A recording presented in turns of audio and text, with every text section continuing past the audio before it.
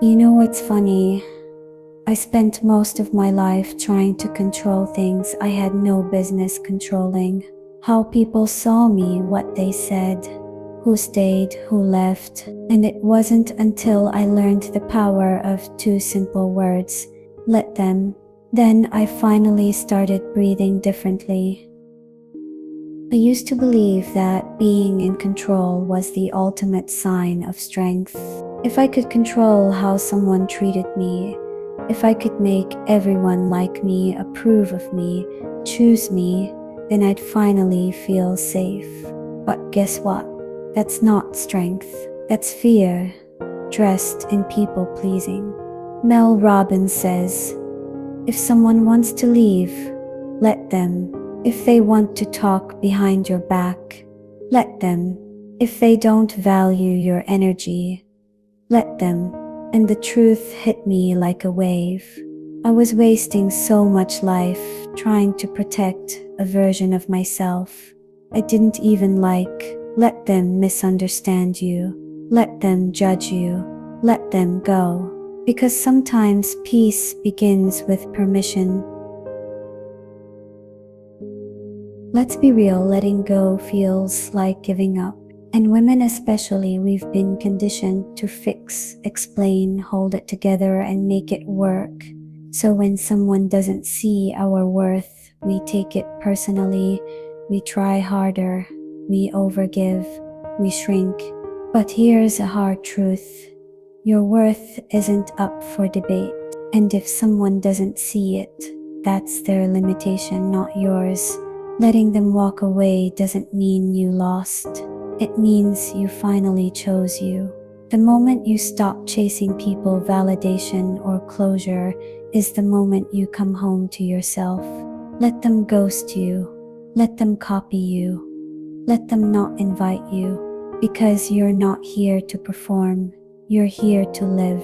And the more you let them, the more you discover you never needed them anyway. Mel says, when you finally stop trying to change what's out of your control, you start focusing on what is, and that's you, what you allow, what you believe, what you build. That's real power. Now let me be clear. Letting them doesn't mean being passive. It doesn't mean tolerating disrespect. It means you choose peace over performance. It means you stop arguing with reality. You stop begging for closure. You stop managing people's emotions like it's your job, because it's not. You are not a therapist for their wounds. You are not a translator for your own value. Let them misunderstand you while you keep becoming.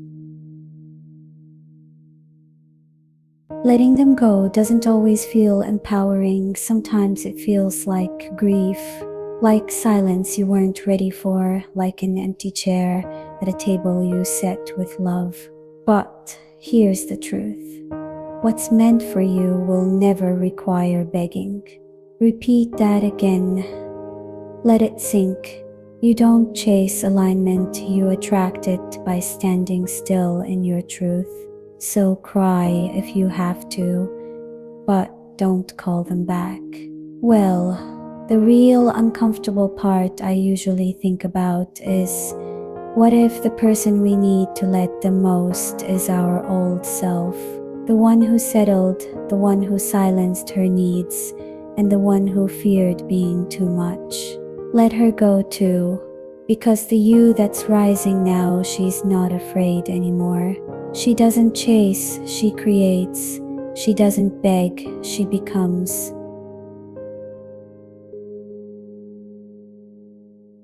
To the woman listening who's exhausted from carrying the weight of everyone else's expectations, let them think you've changed.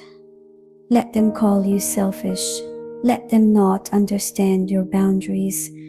Let them, and then let yourself rest, rise, and reclaim. You don't owe the world an explanation for healing. You just owe yourself a promise. I will no longer shrink to be loved. So yeah, I still get tempted sometimes to explain, to defend, to fix.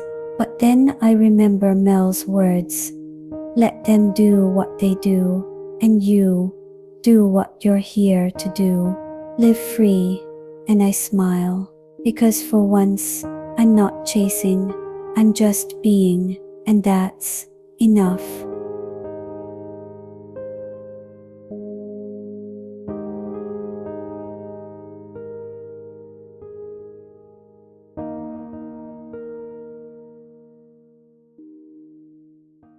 If this spoke to your heart, I would love for you to subscribe, leave me a little note in the comments, or just send some love.